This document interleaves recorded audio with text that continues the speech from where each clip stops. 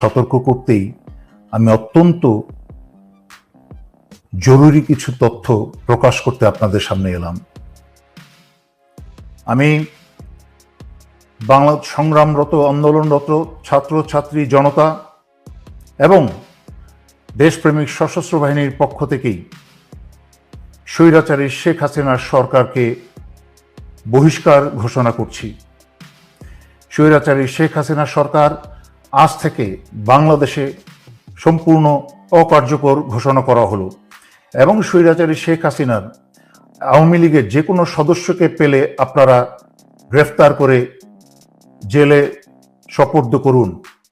সশস্ত্র বাহিনী, দেশপ্রেমিক বিজিবি সকলের উদ্দেশ্যে আপনারা বিজিবির প্রতি সারা বাংলাদেশের সীমানা পাহারা দিন এবং সশস্ত্র বাহিনীর নিজ অন্যান্য দায়িত্বের পাশাপাশি দায়িত্ব সকল বিমানবন্দরগুলোকে